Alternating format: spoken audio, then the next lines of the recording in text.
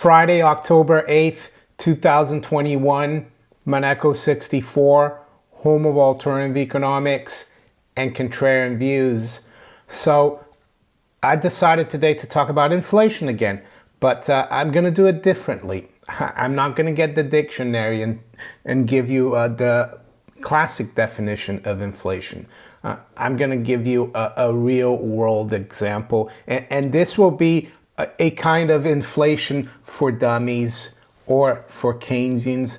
And I mean no disrespect to anyone. I'm just referencing those books, those manuals that teach the average person to do things, and they call it for dummies.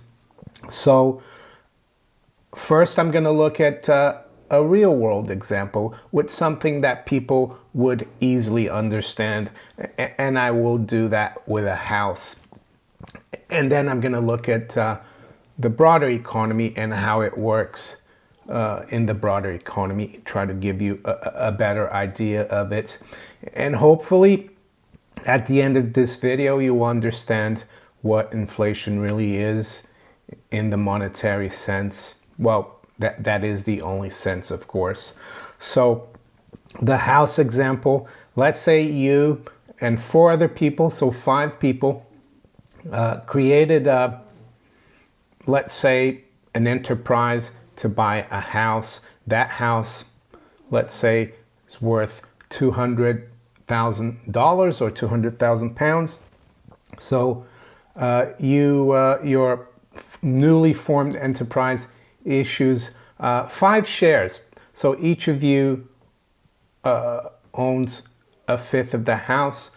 Each share, of course, is worth $40,000 or 40,000 pounds. Let's say, though, that unbeknownst to 2 of you, 3 of you are speculating in the stock market, 3 of you are speculating in derivatives, and a year or 2 later, 3 of you collapse financially. You're up to here with that. And unfortunately, in the rules of your enterprise, you have what's called majority voting. So these 3, they're almost losing everything. They don't want to sell their share to you of the house. So they adjourn a meeting to bring in new investors, another 5 investors, to basically, they will tell you that it's to improve the house, to bring new money to the project, to maybe build a swimming pool or an extension. But deep down, they want to use a lot of that money that's going to be put into the house to bail themselves out. So unfortunately, there are 3. So the vote passes. So now instead of having 5 investors in a house that's worth 200,000, it might be worth a bit more 2 years later. Let's say it's worth 250. Instead of having just 4, now you have 10. So your share becomes worth 25. So from about 41 or 42,000 after 2 years, it's lopped off. And yes, the share drops in value. So that's what inflation is. You increase the supply of money and you dilute the value of the shares, of course. I thought that would be a simple way to look at it. And that's what's happening in the real economy right now. And that's what's been happening since 2008. We had Wall Street, City of London, the bankers. They made huge bets. They were collapsing. And they had to ask the government to come in with them and bring in this new money, because the government and the central bank can't create new money. So they had to bring them in. But who's really behind that money? It's us, because it's the currency that we use. So they've come up, of course, with things like, oh, yes, we're going to use this money for infrastructure spending, we're going to improve things, but have things improved? No. So we now need to look at the economy, because someone might say, well, but GDP has been growing, it's growing faster, so it's good money well spent, the kind of thing Keynesians would say. And that's what we're seeing now with the infrastructure bill here in the UK as well. Just talk about, yeah, government always improving the economy, putting money into the economy is just an excuse to bail people out and at the same time keep the public happy, but it never happens.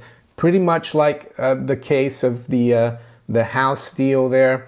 They had to bring another 5 in. They had to tell the people, the other 2 that were against it, oh, don't worry, a lot of this money is going to be spent on the house. And none of it was spent on the house.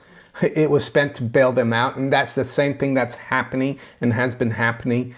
And I'm going to prove it to you because, yeah, the GDP figures in the last 10, 11 years have supposedly looked pretty good. And they have even looked better in the last 12 months. But I'll tell you why.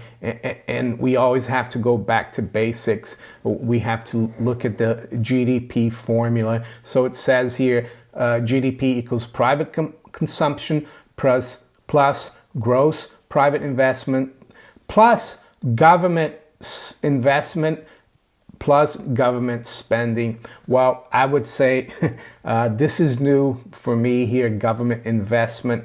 Government doesn't have any money. It taxes you. It taxes the private economy. So as you can see here, GDP has been souped up by government spending and investment. And I would say there's no such thing as government investment because governments don't have any savings. They have to take it from you. Yes, this is just PR.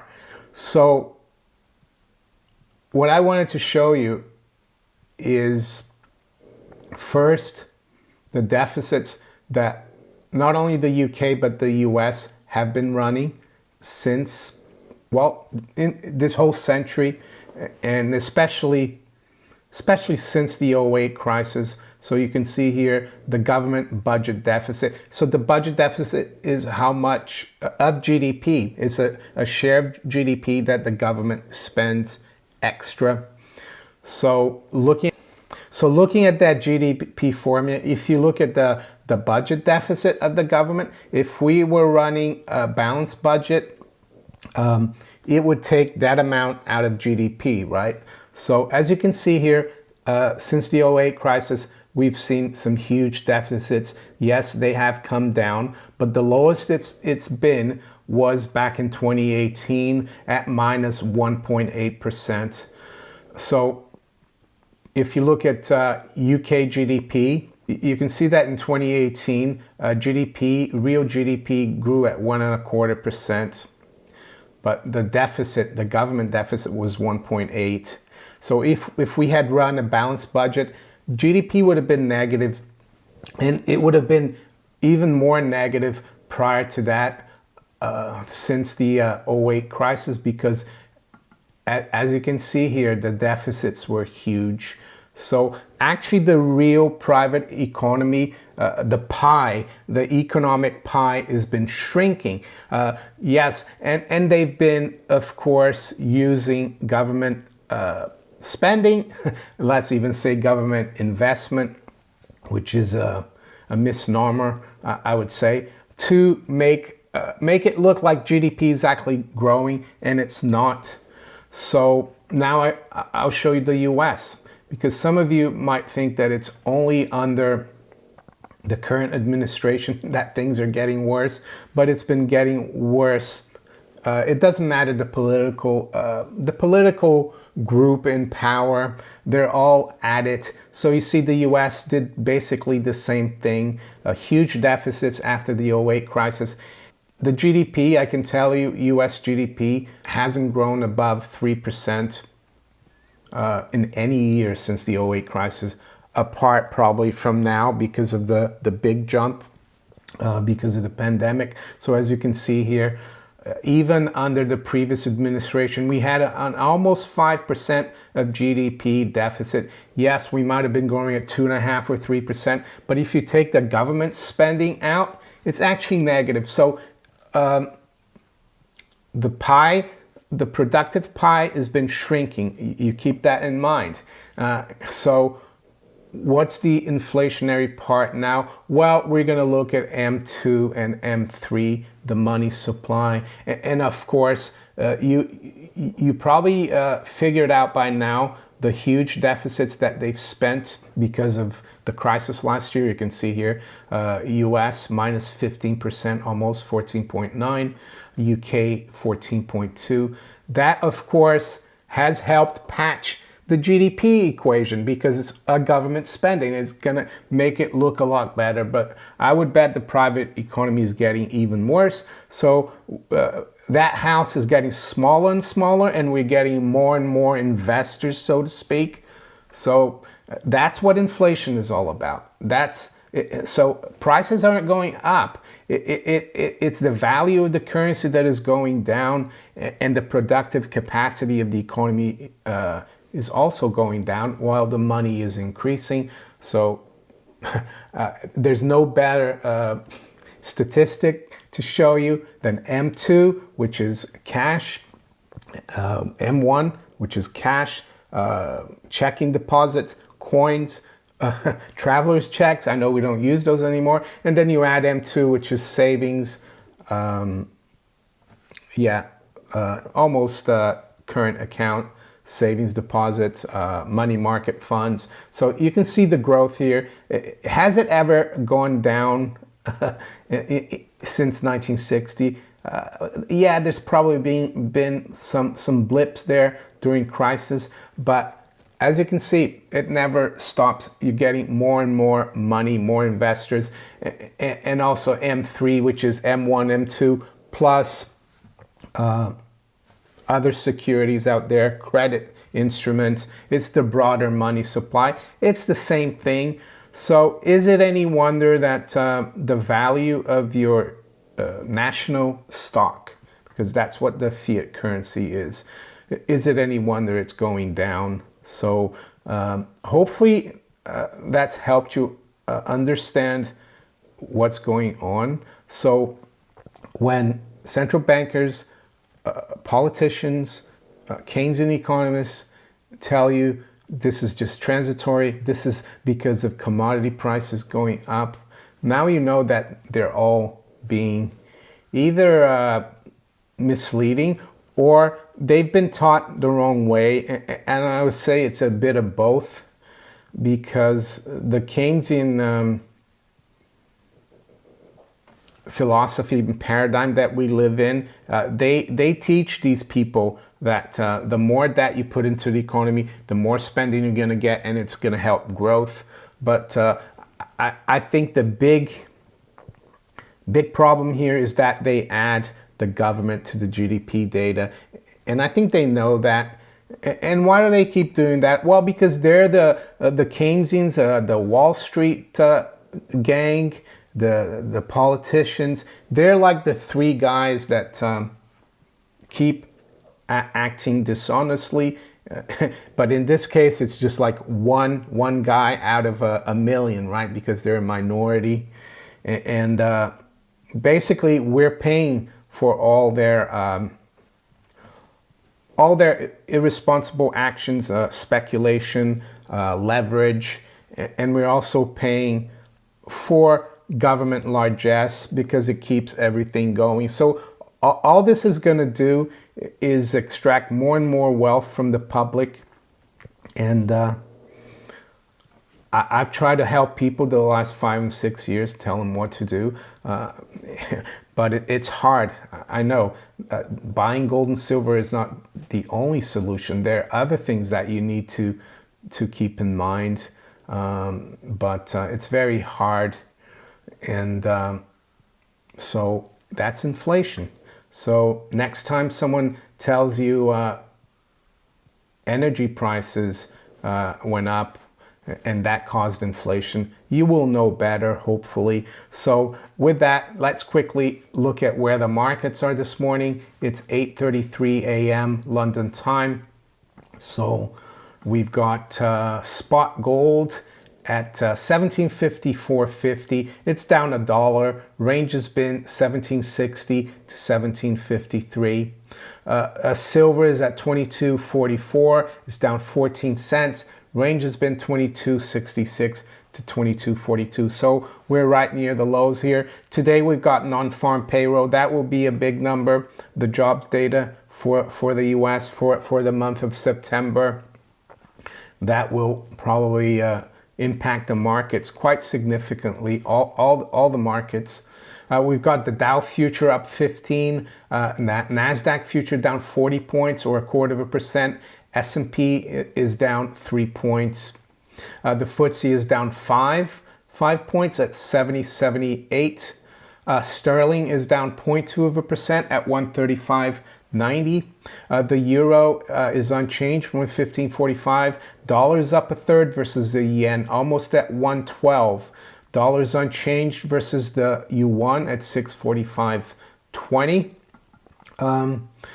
Aussie dollar is down 1/3 at 72.90. The dollar is up slightly versus the Canadian dollar, 125.53. New Zealand dollar down 0.2 at 69.12.